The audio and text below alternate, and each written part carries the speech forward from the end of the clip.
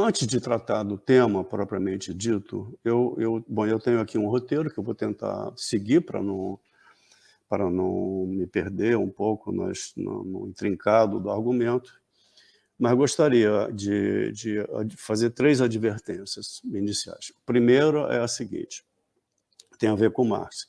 Queria que todo mundo pudesse concordar com a ideia de que a crítica não é interlocução. Crítica é crítica. Quem elabora uma crítica não estabelece uma interlocução com a corrente, com os autores que estão sendo criticados. O Marx, nesse sentido, não estabelece com uma interlocução com o pensamento socioeconômico de sua época, que ele toma como objeto de crítica. Ele simplesmente o critica.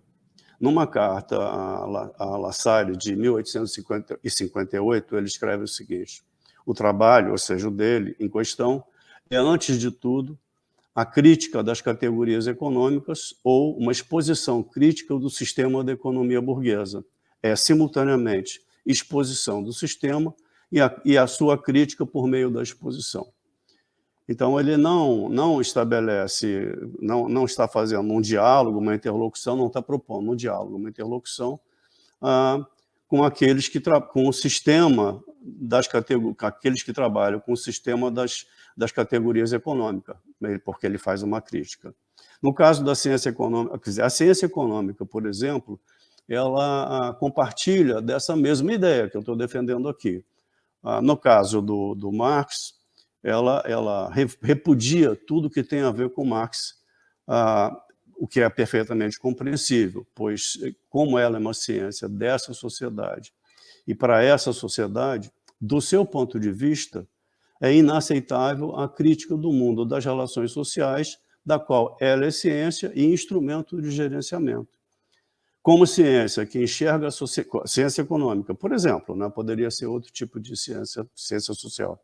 Como ciência que enxerga a sociedade capitalista, como os astrônomos observam o cosmos, e limita, portanto, o papel dos sujeitos à mera adaptação aos fenômenos do imutável universo da economia capitalista, é claro.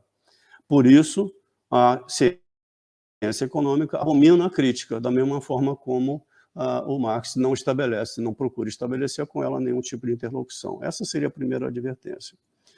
A segunda advertência tem a ver propriamente com o nosso objeto, com a historicidade das categorias marxianas.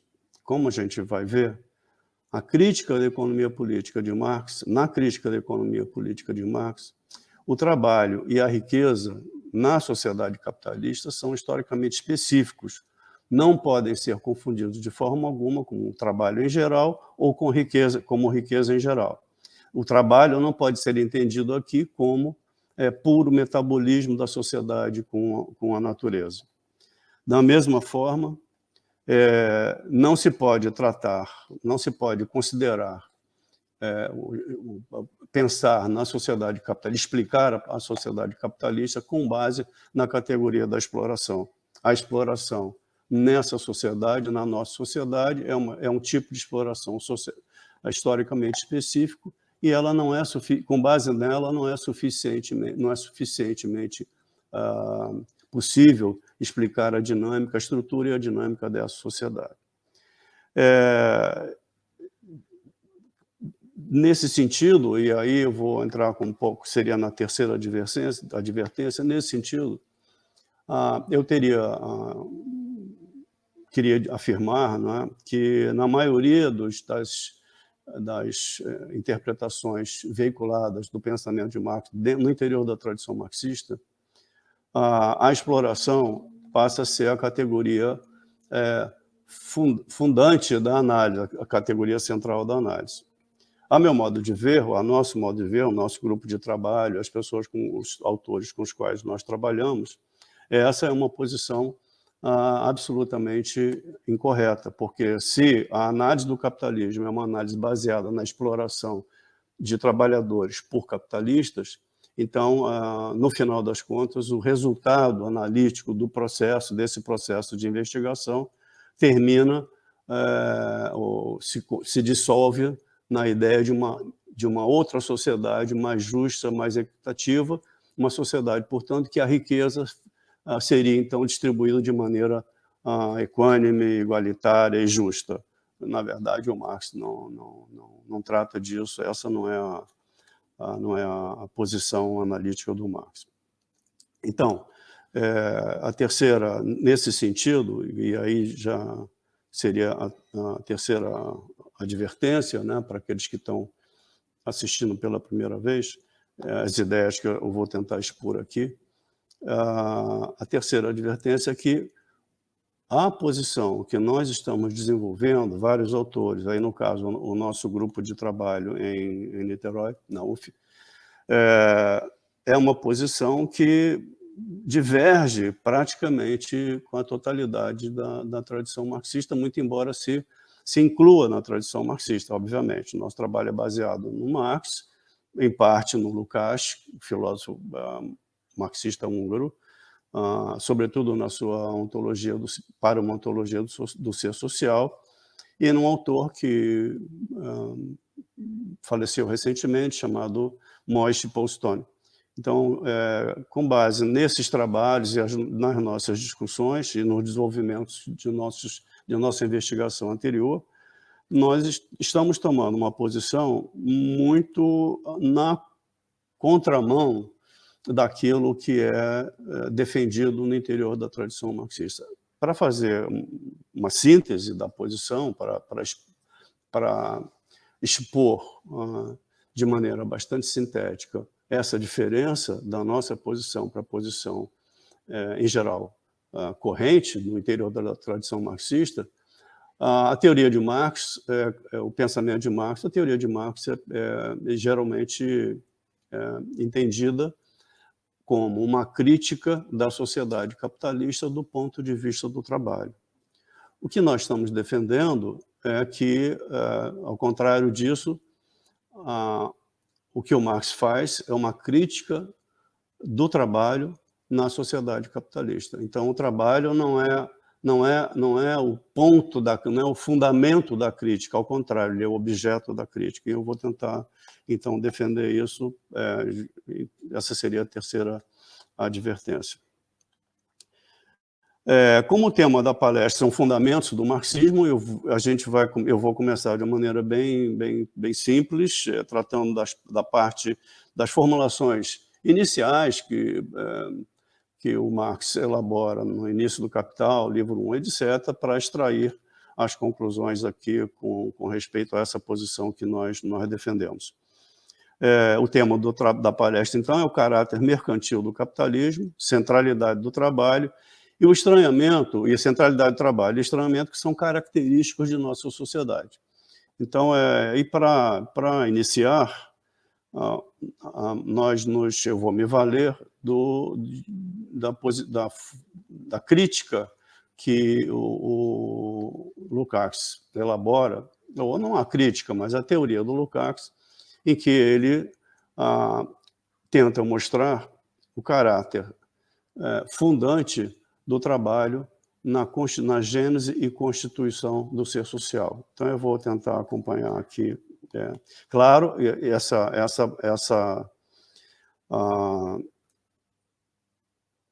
o papel da categoria do trabalho no ser social, tal como defendido pelo Lukács, está presente no capítulo do trabalho da sua obra póstuma, para uma ontologia do ser social.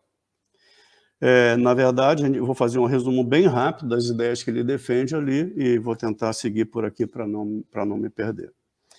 Ele mostra, nesse capítulo do trabalho, Lukács mostra que o trabalho consiste no fenômeno originário da socialidade.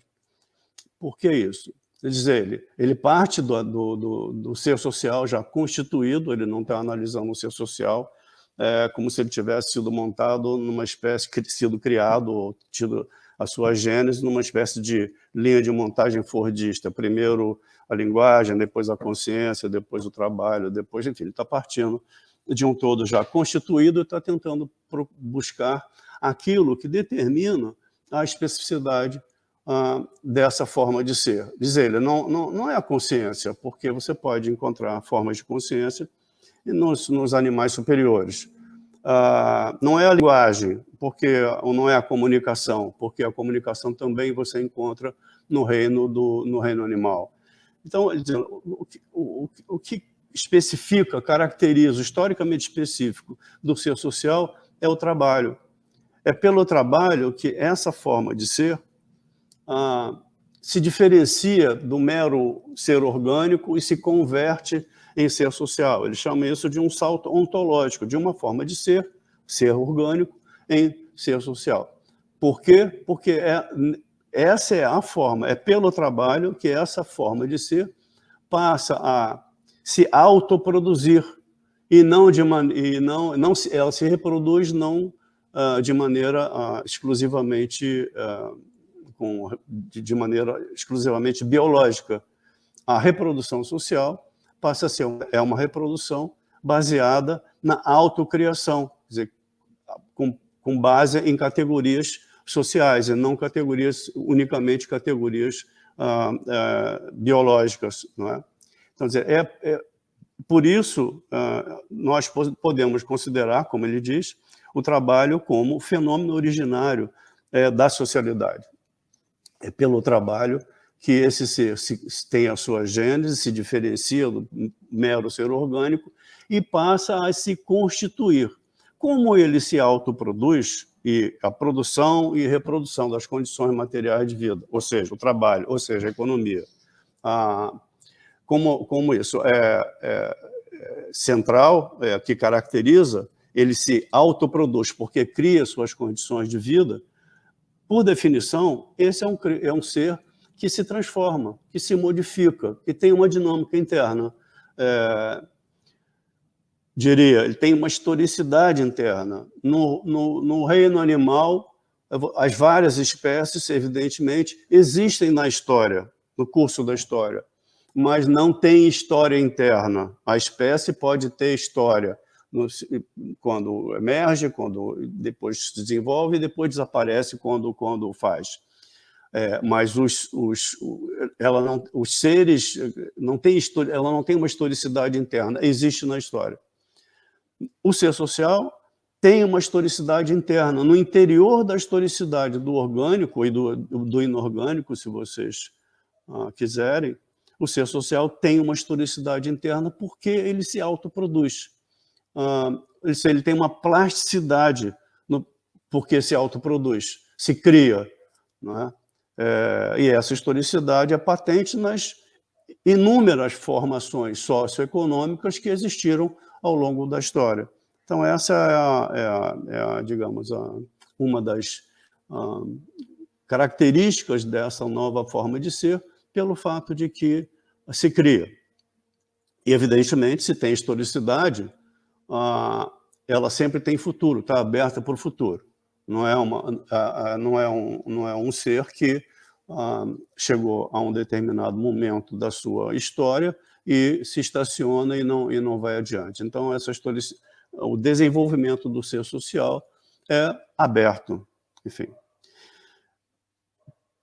Tendo dito isso, tendo mostrado isso, eu estou me baseando assim, livremente no que formula o Lukács, é fácil, é meio evidente inferir, é tranquilo inferir, que esse ser que se autoproduz, que se cria, ele se transforma. E essa transformação significa uma variação das formas sociais ou dos complexos, vamos chamar assim, das estruturas, desculpe, tem uma coisa, um fio me incomodando, das estruturas que ele cria, vai criando nesse processo de desenvolvimento. Então, na formulação do Lukács, é fácil, eu acho que é tranquilo entender, é uma inferência meio óbvia, é um truísmo, na verdade. Né? O desenvolvimento do ser social implica a criação de novos complexos. Que complexos? A linguagem é um complexo, o direito é um complexo, digamos, os militares, a educação é um complexo, todos esses complexos que compõem, vão compondo o ser social. Obviamente, a economia é um complexo.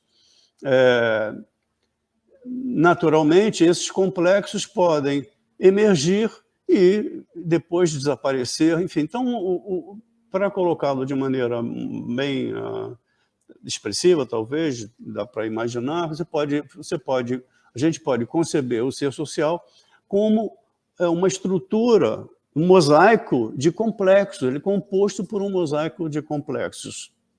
No interior desse mosaico, o trabalho, ou a economia, se vocês quiserem, ou a produção e reprodução das condições materiais de vida, é um complexo no interior desse mosaico, é uma peça no interior desse mosaico. Com o desenvolvimento do ser social, é possível, só um instante, é possível entender que... Desculpe, eu vou ter que desligar aqui, tá? É possível entender... É possível, de novo, melhor dizendo, é possível inferir que o complexo, esse que seria o complexo do trabalho, ele é proporcionalmente declinante em relação aos demais complexos que vão constituindo o ser social em seu desenvolvimento ascendente, na sua complexificação. Significa dizer, em resumo, em síntese, o trabalho, ou a economia, se vocês quiserem, o trabalho é uma categoria fundante do ser social. É fundante porque ela explica a gênese, não é, desse ser, a sua diferenciação do meramente orgânico. E no início do desenvolvimento do ser social, nos primórdios do seu desenvolvimento, a gente pode admitir que essa categoria, que é fundante, sempre será fundante, porque enquanto existir ser social, vai existir trabalho, pode-se admitir que no início o trabalho, vamos dizer, o complexo do trabalho, tendo em vista o baixo desenvolvimento, né, da produtividade do trabalho, etc., das condições ambientais e tudo mais, pode-se admitir que o trabalho ocupava grande parte da vida social dos sujeitos que compunham essas primeiras sociedades. No entanto, com o desenvolvimento anteriormente descrito, ou seja, com a crescente complexificação do ser social, é fácil compreender que o caráter fundante, que esse ser tem uma dinâmica interna, não é? Que tem uma dinâmica interna que faz com que o trabalho, sempre fundante, se torne crescentemente, ou se torne progressivamente, melhor dizendo, declinante. Deixa de ser, perde a sua centralidade. A centralidade que possuía no início do seu desenvolvimento vai se reduzindo progressivamente. Então, há nesse ser, não é, uma tendência imanente de redução do trabalho na vida social. Certo? Então, essa seria a conclusão que se pode tirar da explicação muito sofisticada do Lukács, entre outras coisas que ele extrai, que ele infere, analisando o complexo do trabalho. Essa é a conclusão que se pode tirar sem nenhuma hipótese extravagante. É óbvio que esse ser tem um desenvolvimento imanente tal que o trabalho é sempre fundante, mas perde progressivamente a sua centralidade, ou passa a ser uma parte declinante do conjunto de complexos que compõem o ser social. Primeiro. Então, dito isso, é preciso, então, dar conta de uma contradição tremenda, que digamos, seria essa, é o que defende o autor que eu mencionei antes, o Moisés Postone. Essa seria a contradição fundamental na sociedade capitalista. Que contradição? Um ser que tem, em sua dinâmica interna, a tendência, um ser no qual, dada a sua estrutura e a sua dinâmica, há uma tendência declinante do trabalho, o papel do trabalho na vida social. Na nossa sociedade, na sociedade capitalista, o trabalho é absolutamente central. Então, essa é a contradição, isso é o que tem que ser, essa é a contradição básica do pensamento, ou fundamental, da crítica da economia política de Marx, e essa contradição é que precisa ser explicada. Por que essa tendência do próprio ser social não se realiza na sociedade capitalista, ao contrário. Então, essa seria a segunda parte da minha exposição, que tem a ver, portanto, com descrever como é que essa sociedade se estrutura de tal modo que nela o trabalho é central e jamais pode perder a sua centralidade, a menos que essa sociedade seja superada e, portanto, o trabalho, portanto, a centralidade do trabalho nela que a caracteriza.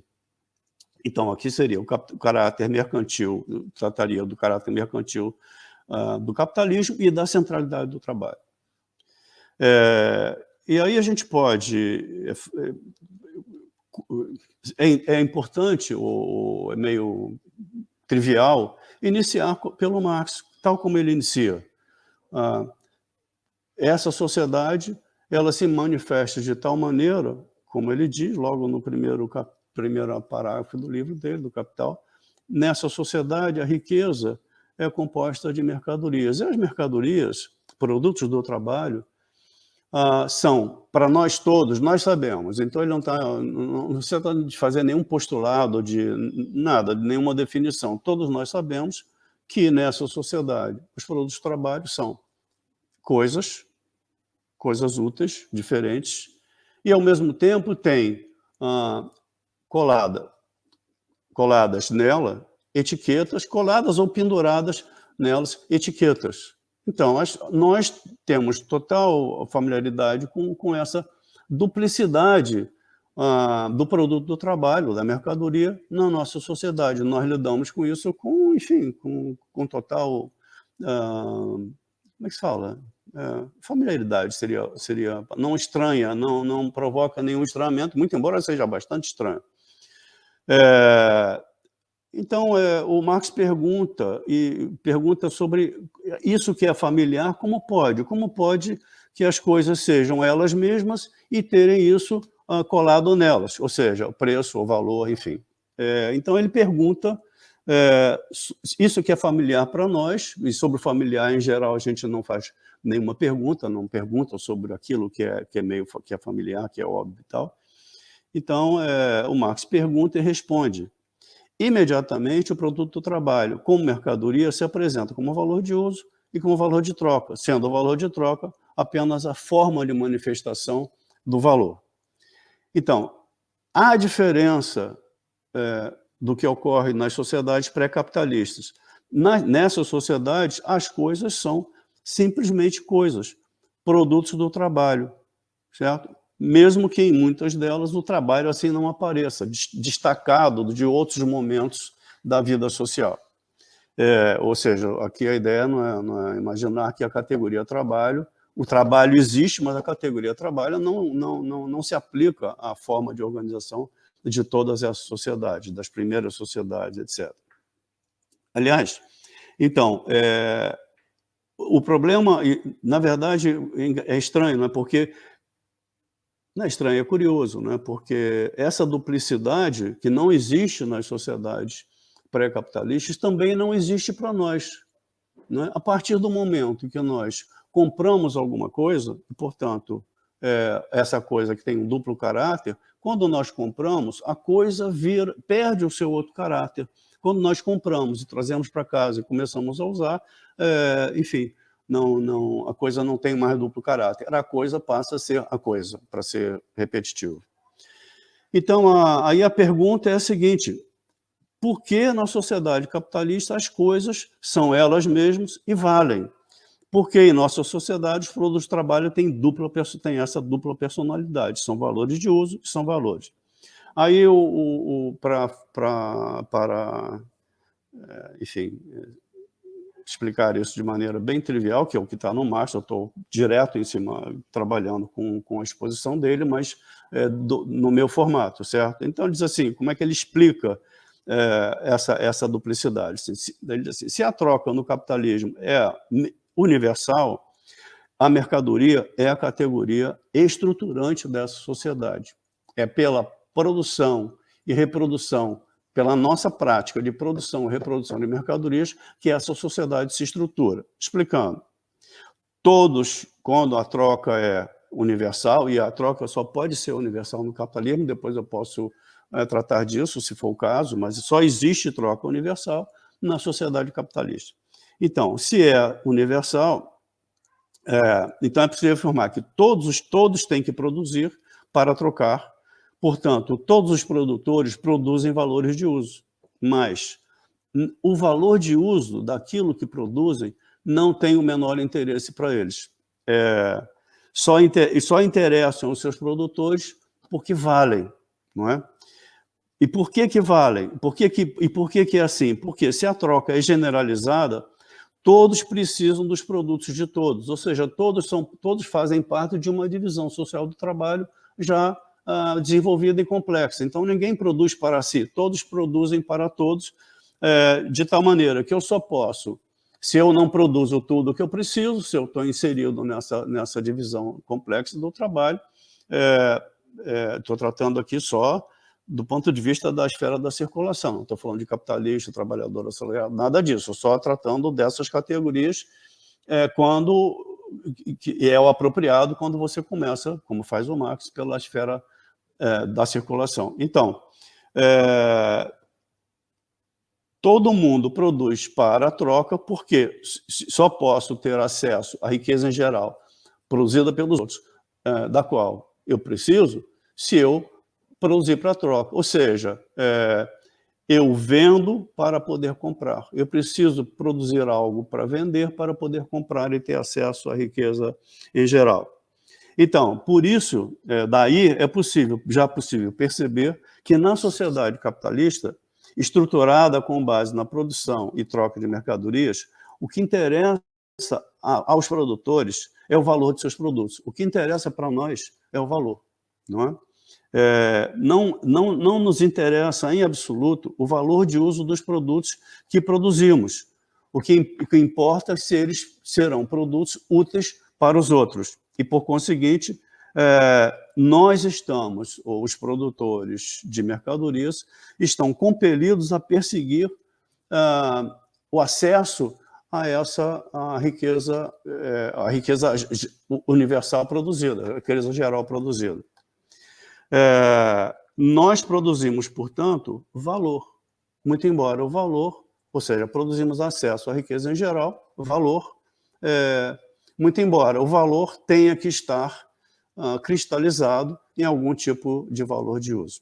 Enfim, o mercado é o local, entre aspas, ou a instituição social em que ocorre todo esse processo. Ali coisas diferentes, valores de uso distintos são trocados. Cada troca significa que duas coisas diferentes são igualadas. A troca é uma igualdade, é uma equação, disso com isso, de A com B. Então, nisso consiste a troca, é uma coisa bastante simples, é uma equação, uma igualdade. A troca é uma igualdade universal das coisas. Todavia, é evidente que coisas diferentes... Aí o Marx está, na análise, ele está desdobrando essas simples constatações, ou seja, não está postulando nada, partiu daquilo que nós sabemos e tal, com aquilo que nós lidamos, e começou a desdobrar a análise e tentar descobrir o que está por detrás disso que está ocorrendo, e sobre o qual nós não pensamos. Enfim, aí ele diz assim, é evidente que as coisas diferentes só podem ser tornadas iguais, e a troca é uma igualdade de coisas diferentes, coisas diferentes só podem ser tornadas iguais se as coisas têm algo em comum, se tem alguma propriedade em comum. E isso é, de novo, tranquilo de entender, porque nós fazemos isso cotidianamente. Nas medidas de peso, de volume, de extensão, etc., nós igualamos coisas, não é? Por exemplo, os corpos que são atraídos pela força da gravidade têm peso. Peso é essa propriedade, expressa essa propriedade. Então, como é que nós... O que é o peso? O peso é a igualação de uma coisa, não é, com uma outra que tem a mesma propriedade, tomada como padrão. O quilo, por exemplo. Então, as igualações pressupostas nos processos de medida têm por pressuposto que as coisas que estão sendo igualadas têm algo em comum, como é o caso do peso, da extensão, etc. No caso da troca de mercadorias, se coisas diferentes estão sendo trocadas,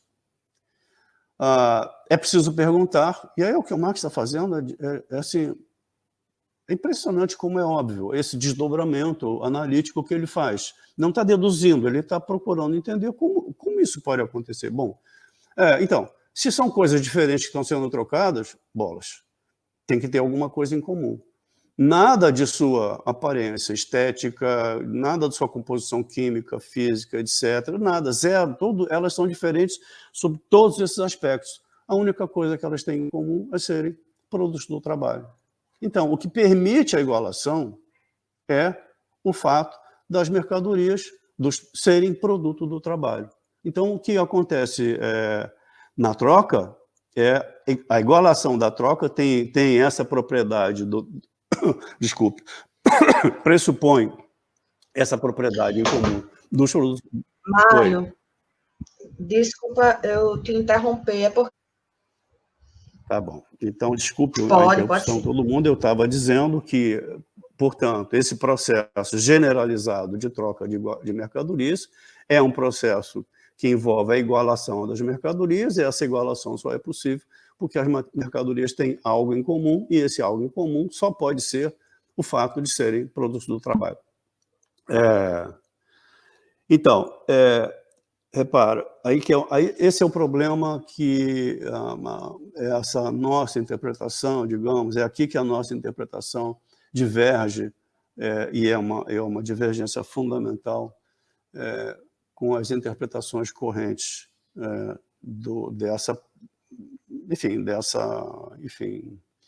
como é que se pode dizer? Da teoria de Marx, nesse caso, do que o Marx está tentando sugerir aqui no caso. Ficou estabelecido, eu acho que todo mundo pode concordar com isso, não tem nenhum, nessa forma de inferência, não tem nenhum postulado, partiu-se de coisas óbvias, triviais, não foi nenhuma definição, zero, partiu de ideias que são ideias correntes, nossas ideias correntes, nós que participamos desse tipo de sociabilidade, e chegou-se à conclusão que, na verdade, o que está acontecendo aqui é uma igualação de coisas, e a igualação de coisas tem que pressupor alguma coisa em comum, e essa coisa em comum só pode ser o trabalho. Ponto. Simples assim, e todo mundo faz um grande mistério com relação a isso. Mas tem um mistério aqui. O que permite a igualação é o fato dos produtos do trabalho, das mercadorias, desculpe, serem produto do trabalho. Não do trabalho concreto, A, B, C. Os trabalhos são igualados. Como as coisas são igualadas, coisas diferentes são igualadas. Isso significa que a igualação de coisas diferentes é a igualação de trabalhos diferentes. Então, os trabalhos estão sendo igualados porque são trabalhos em geral. Então, o que permite a igualação das mercadorias é essa característica delas, serem produtos do trabalho. E aí o trabalho é entendido como trabalho abstrato, ou seja, o trabalho sem levar em conta a sua especificidade. Os trabalhos estão sendo igualados. Então, o que permite a igualação é a categoria que o Marx denomina de trabalho abstrato. Nesse sentido, não são os trabalhos concretos, os trabalhos concretos não são igualados como trabalhos concretos, mas como trabalhos abstratos, abstraídos de sua particularidade, de sua especificidade. Enfim, isso é o que permite a igualação.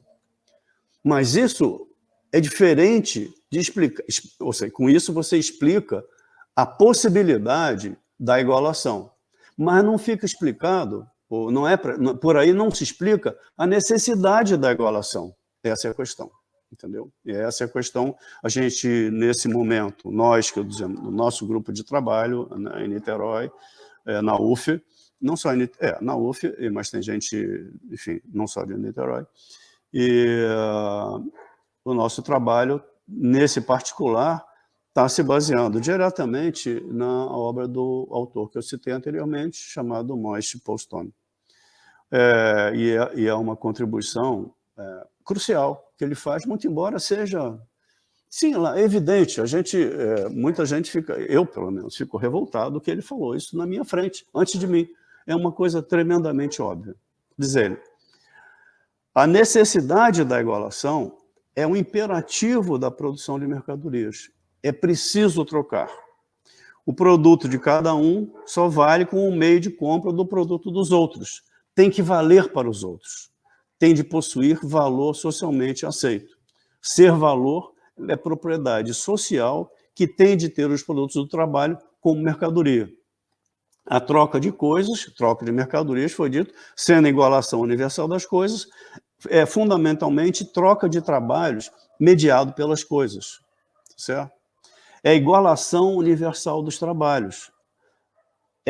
E se é a igualação dos trabalhos, a medida aí da troca é o tempo. O trabalho é medido por tempo, porque o trabalho não é medido na troca, não é medido o trabalho de A e B, é tempo, puramente tempo, certo?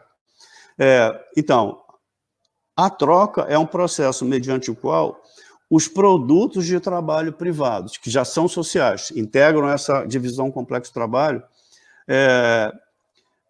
são socialmente validados, constituem um processo por meio do qual é socialmente ponderado o dispêndio de tempo de trabalho dos diversos trabalhos concretos realizados. É uma ponderação dos trabalhos, é como se você botasse, enfim, é como se fosse, a palavra seria essa, uma ponderação da imensa variedade de trabalhos e os seus tempos dispendidos numa determinada época. Representa a formação da unidade social dos trabalhos externamente constituída. Ou seja, aqui o que está sendo constituído aqui é uma socialidade, uma conexão dos trabalhos, uma socialização dos trabalhos. Essa unidade social, ela é externa aos sujeitos. Nós temos que produzir para trocar, para vender, e nós estamos, portanto, conectados, somos compelidos por uma lógica, por uma estrutura que assim opera. Mas essa estrutura é externa a nós, o que é completamente diferente do que existe em outras sociedades pré-capitalistas, nas quais são as estruturas sociais explícitas, claras, evidentes, podem ser as mais idílicas ou as mais infames, escravismo, etc., o feudalismo, né, servidão. Nelas, a estrutura social já implica determinadas formas de atividade de trabalho, de atividade laborativa. Ou seja, a sociedade não aparece externa, pelo menos na sua totalidade, aos sujeitos. É claro por um servo que ele tem que parte do seu produto vai ser produto do senhor, etc. Aí uma relação de dependência, enfim, clara, não é alguma coisa externa, anônima, pior, abstrata. Não é nessa sociedade quando você tem trabalhadores e não trabalhadores, quando ela se estrutura com base em trabalhadores e não trabalhadores, você tem dependências pessoais. O tipo de dependência é pessoal. Na nossa sociedade, a dependência é abstrata, não é? Nas outras sociedades, as formas de as formas de dominação são formas de dominação pessoais. Na nossa sociedade, a dominação é uma dominação abstrata, é a dominação de uma estrutura a qual temos que nos integrar e que opera por meio da nossa prática, mas independente da nossa prática, alheia externa à nossa prática. certo? É uma sociabilidade armada pelo trabalho. Trabalho, nesse caso, é a categoria, depois eu vou tratar mais com detalhe nisso, é a categoria que arma essa sociabilidade. Então, o Marx explica a especificidade da formação social capitalista, daí decorrente da troca de trabalho mediada pela troca de mercadorias, da seguinte maneira: se todos os produtos e atividades, essa é uma citação dos Grundrisse, reformulada por mim rapidamente, se todos os produtos e atividades passam a ser valores de troca, ou seja, mercadorias, pode-se inferir que todas as outras formas pré-capitalistas de relação social na produção foram abolidas, foram dissolvidas. O capitalismo só pode existir como consolidado se ele aboliu, dissolveu ou aquelas outras formas de dominação social, outras formas de organização social da produção, não eram baseadas na troca de mercadorias, na relação externa dos sujeitos entre si, pela troca dos seus produtos e, com isso, pela troca de seus trabalhos. Porém, aí, sim, se o capitalismo só pode existir quando dissolveu as outras formas de sociabilidade, né, é possível concluir que o trabalho constitui a relação social fundamental da sociedade capitalista.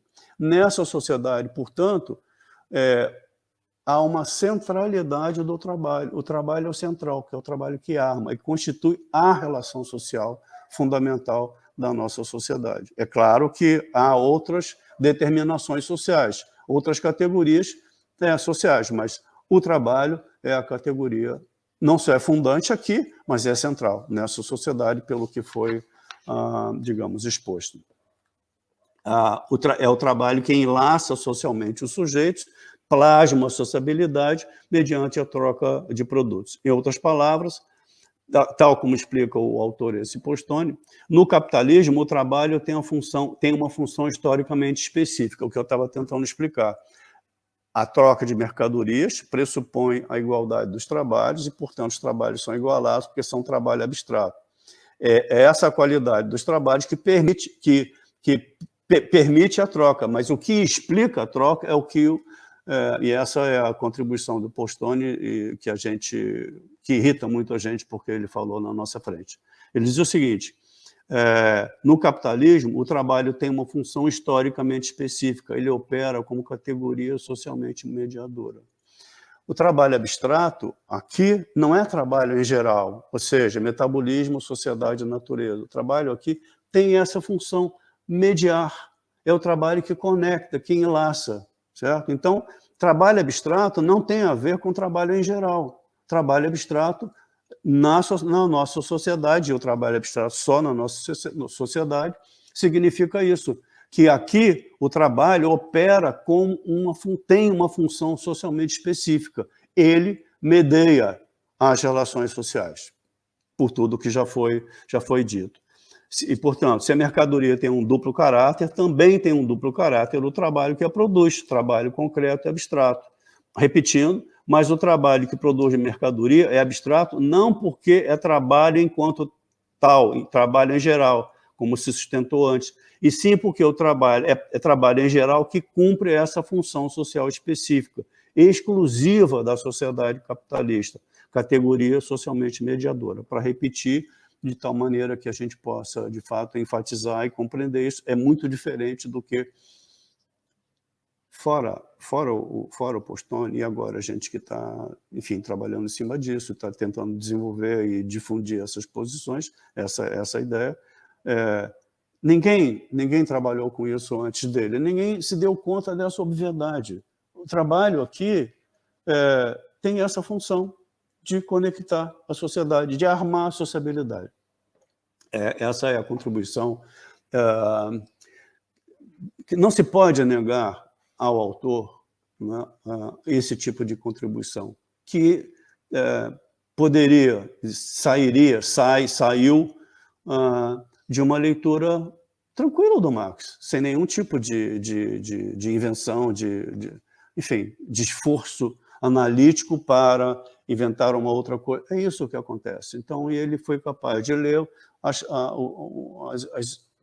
os textos do Marx e se dar conta disso, que é muito tranquilo, muito óbvio, na minha opinião. Essa é uma contribuição fundamental. Trabalho abstrato em Marx, portanto, é trabalho que põe valor e denota essa função social do trabalho no capitalismo. Em outras palavras, o trabalho constitui a relação social central da formação capitalista. Daí porque se pode afirmar que a mercadoria é a categoria estruturante da nossa sociedade, por nossa prática de produzir e produzir mercadorias, nós constituímos essa forma de sociabilidade. A produção de mercadorias implica não somente todo o trabalho, vou formular de uma outra maneira, todo o trabalho objetiva valores de uso, bens, coisas úteis, todo o trabalho faz isso. A produção de mercadorias implica não somente a objetivação de valores de uso, mais do que isso, sobretudo, principalmente, o que constitui a especificidade histórica da mercadoria é que o trabalho produtor de mercadorias, o trabalho abstrato, na função de mediação social, objetiva as relações sociais. Claro, objetiva produtos, mas objetiva, mais do que isso, as relações sociais. Então, as relações sociais do capitalismo são objetivadas pelo trabalho. Então, o trabalho tem que ser objeto da crítica. Não é possível pensar uma outra sociedade emancipada, digamos, diferente da nossa sociedade, na qual o trabalho tenha esse tipo de função, que o trabalho objetiva as relações sociais. E objetiva de maneira anônima, etc. Vou fazer aqui uma citação do Marx que fica bastante, onde ele deixa isso bastante claro. Em síntese, como sociedade fundada nas relações de troca, na permutabilidade, desculpe, eu estou fazendo como o Zizek, assim, mas foi perguntado a ele se ele, com aquele cacoete dele, se ele era usuário de cocaína. Ele falou que não. E eu também não sou, então, só que está coçando mesmo, me desculpe. Então, o capitalismo, enfim, como sociedade fundada nas relações de troca, na permutabilidade universal, na produção de valor, o capitalismo institui a socialização anônima, a interdependência impessoal dos indivíduos como produtores de mercadorias, como trabalhadores. Essa forma de sociabilidade reduz as pessoas, nos reduz a meros trabalhadores, nos unidimensionaliza como trabalhadores. Não é? Tal característica historicamente específica do capitalismo pode ser ilustrada da seguinte maneira. Essa é uma ilustração minha, eu acho que ela é bastante esclarecedora. Assim, nas sociedades pré-capitalistas, os sujeitos, porque a elas pertenciam, entre outras coisas, trabalhavam. Na nossa sociedade, no capitalismo, nós só pertencemos porque trabalhamos. Por quê? Porque o trabalho é a categoria central, é a categoria mediadora. Né? É a categoria que forma a sociabilidade. Tendo estabelecido, portanto, eu gostaria de saber o tempo. Isa, que eu estou com o meu celular desligado, você pode me dizer o tempo, por favor? Ô, Rebeca. Mário, você falou 50 minutos. Não, você está roubando, eu falei menos. Adianta você me perguntar se você não acredita em mim? Então, posso falar mais um pouquinho? 10 minutos, claro, então. Pode falar mais. Então, pode falar mais que 10 minutos. Tendo estabelecido, né, que a troca de mercadorias é troca de trabalhos mediada pelas coisas, por valores de uso, fica claro que o propósito de todo produtor, já repetindo, consiste em produzir... Aí é uma questão, eu vou talvez resumir. Não produzimos coisas, desculpe a repetição, produzimos coisas, mas o interesse não é produzir as coisas, o interesse é produzir mais coisas para ter acesso a mais produtos produzidos pelos outros. Então, produzimos meio de compra, produzimos valor. As coisas são, para nós, valor. Valor que nos permite acessar a riqueza em geral. Então, e aí é uma questão, eu vou fazer rápido, vou tentar ser o mais claro possível, para depois haver espaço para algum tipo de... Bom, eu já mostrei a centralidade do trabalho, já mostrei o caráter fundamental, é fundante do trabalho, portanto, a diferença entre fundante e o central já foi esclarecida, e agora é preciso, talvez, esclarecer, bom, já foi esclarecido também, que essa forma de sociabilidade é externa a nós, ela tem uma estrutura e uma dinâmica própria, não é? Que nos submete, nós temos que estar, não é uma estrutura com o seu, desculpe, não é uma estrutura de relações pessoais de dominação, é uma estrutura de relações anônimas e impessoais, abstrata, a qual nós temos que nos conformar, temos que nos ajustar à sua lógica e à sua dinâmica. Então, eu agora vou tentar tocar, assim, de maneira bem rápida, na questão da dinâmica. Se nós, em primeiro lugar, falando de maneira bem abstrata, produzir valor é produzir quantidade. Valor é unidimensional, mera quantidade. Então, essa forma de sociabilidade externa, não é, a mim, não é, ela me impele, quase que por definição, a produzir mais. O valor só vale quando é mais. O valor não tem sentido fixo. O valor não tem sentido constante. Produzir mais significa ter acesso a mais riqueza, a ter mais desfrutes. Então, isso significa que todos os produtores, em tese, em abstrato, enlaçados pela troca de mercadorias, tem como objetivo, como meta, como produzir valor, produzir mais, não é? E aí como e por que isso ocorre? Aí o que de novo é uma coisa bastante tranquila. No caso do Marx, são digamos, considerações iniciais dos primeiros capítulos e que o Postone elabora de uma maneira muito interessante, que eu vou tentar resumir aqui de maneira bem rápida. Assim, se trata de produzir valor, acesso à riqueza em geral, riqueza abstrata produzida por todos, o produtor que... bom, repara, valor é tempo, certo? O produtor que produz, digamos, 10 produtos, e o tempo pode ser medido em hora. Vamos medir em hora. Então, o valor é sempre uma hora, não muda. O valor tem essa medida, hora, tá certo? Então, o produtor que produz 10 produtos em uma hora, ele tem acesso ao equivalente dessa hora de trabalho, desse valor. Se ele duplica a produtividade do seu trabalho, em uma hora, ele vai ter, em lugar de 10 produtos, vai ter 20 produtos.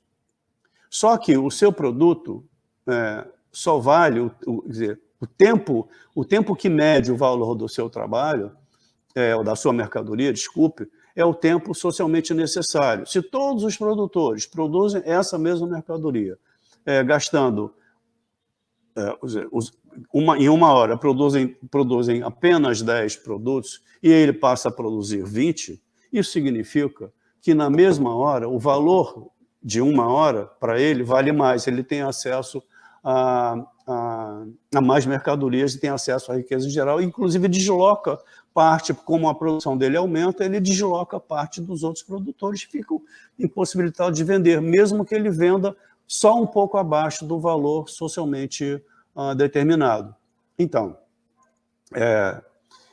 significa o seguinte, o valor tem um conteúdo também de valor de uso. O valor de uso funciona como uma norma social. Todos são obrigados a produzir, numa hora, para todo tipo de mercadoria, um determinado número de mercadorias. Então, essa é uma norma social. O aumento de produtividade, quer dizer, sempre permite aos sujeitos, provisoriamente, contornar essa norma. de tal maneira que, dobrando, triplicando a produtividade, o sujeito que faz isso consegue ter acesso a mais valor, ou seja, a sua hora vale mais valor. Então, todavia, esse processo não pode ser um processo que segue indefinidamente, porque os produtores, enfim, concorrem entre si e, evidentemente, esse tipo que é uma coisa, é algo que a gente vivencia, esse tipo de, aspas, progresso técnico, de aumento de produtividade, acaba por se difundir, de tal modo que, no nosso exemplo, no exemplo anterior, a norma social era 10 produtos por hora de tal produto, que é o valor de cada produto era 10 dividido por 1 hora, enfim, não importa. Com a difusão, com base na concorrência, na disputa entre os vários produtores, com a difusão desse aumento de produtividade,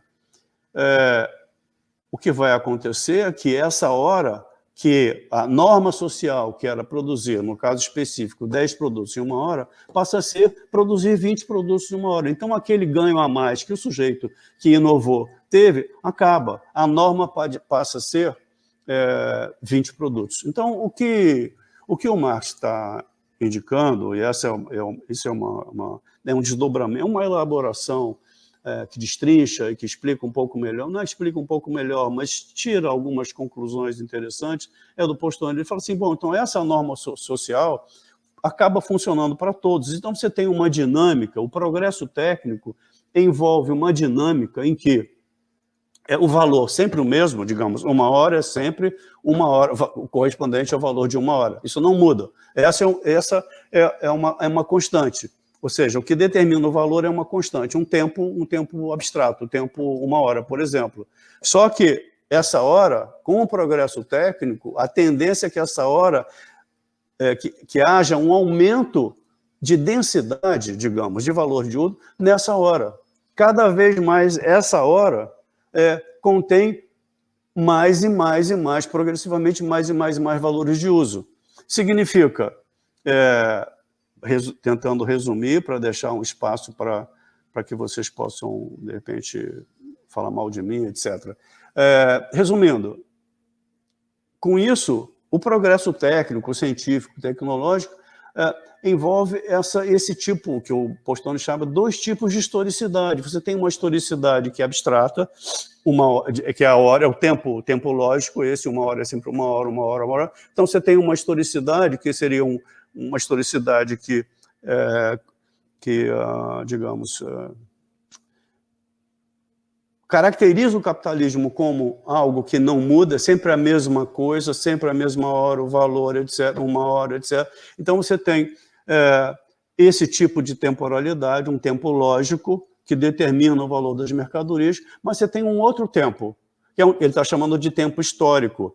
O tempo lógico contém sempre mais valores de uso, ou seja, a norma social, em termos de valores de uso, envolve um outro tipo de temporalidade. Significa que você, sempre produzindo com o mesmo gasto de trabalho, 1 hora, você produz cada vez mais riqueza material. Atenção, a riqueza aqui não é só valor, ela é valor e riqueza material. Não é só riqueza material, é sobretudo valor, mas é valor que se cristaliza em riqueza material. Significa que você tem um tipo de dinâmica que é sempre com progresso técnico, científico, tecnológico, etc., você tem sempre o mesmo tempo de trabalho gerando uma magnitude, um volume crescente, uma magnitude crescente de valores de uso, de riqueza material. Então, essa é a dinâmica que decorre do caráter de valor da riqueza. Significa, para talvez concluir, eu queria deixar espaço para a gente poder conversar. Então, se eu falei àquela altura 50 minutos, que a Isabel realmente me roubou um pouco, agora eu falei mais 15, então fica algum tempo para nós podermos conversar, que eu acho que é importante. Então, me perdi agora. Então, o que você tem aqui é uma centralidade do trabalho, que tem uma dinâmica interna, que produz cada vez mais riqueza material, mas a riqueza material não é o objetivo. O objetivo é mais valor, mais valor, mais valor. E essa riqueza material crescente é produzida com cada vez menos trabalho. Aumento de produtividade significa menos trabalho ou mais coisas produzidas no mesmo tempo de trabalho. Isso é aumento de produtividade.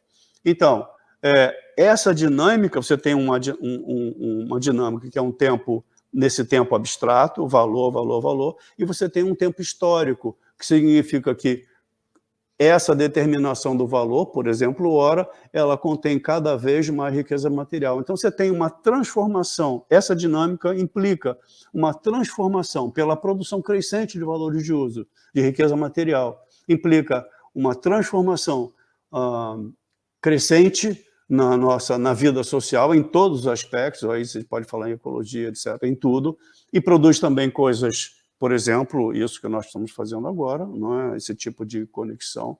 Claro, a pessoal seria muito melhor, mas de toda maneira.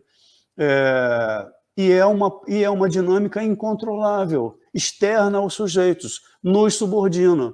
Está dizendo o Postônio, aqui esse tipo de socialidade implica uma compulsão, uma coerção dos sujeitos. Para voltar, então, ao que o Lukács, e concluindo, o que o Lukács tinha falado no início, né? Se o ser social tem essa dinâmica imanente de redução progressiva da centralidade do trabalho, da parte da vida social, do trabalho no contexto da vida social dos demais complexos, se tem essa tendência de redução progressiva do trabalho na totalidade da vida social, no capitalismo essa tendência é interrompida, certo? Você não tem mais... ao contrário, essa tendência é aproveitada do ponto de vista do capitalismo para reproduzir indefinidamente e de maneira anacrônica esse tipo de lógica.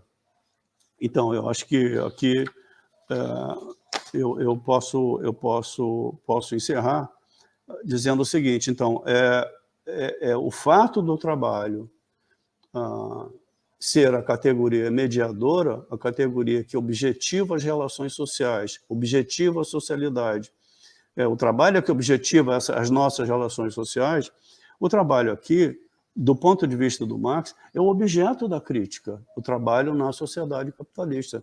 Não é o ponto de vista da crítica, e, portanto, sendo assim, o trabalhador, digamos, na figura do operário, proletário, etc., não importa, na formulação do Marx, não é o sujeito da nossa emancipação.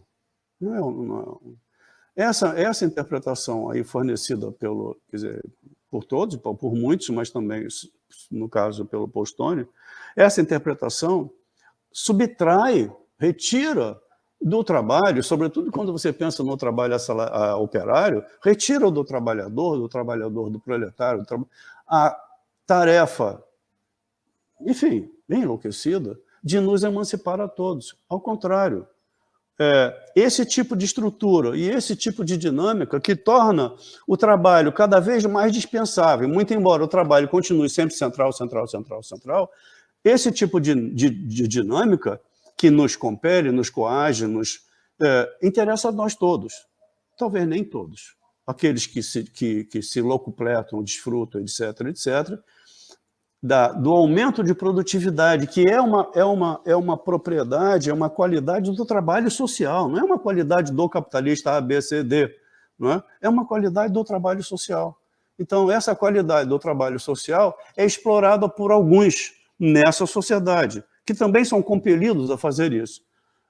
Então, fora esses, interessa a nós todos, não do ponto de vista humano, do ponto de vista social, do ponto de vista ecológico, etc., superar essa sociedade, dissolver essa forma de sociabilidade e pensar numa outra, desmontar essa lógica e criar uma sociedade na qual o nosso produto seja um produto em comum e um produto para nós, não um produto para produzir valor de uma dinâmica estranhada.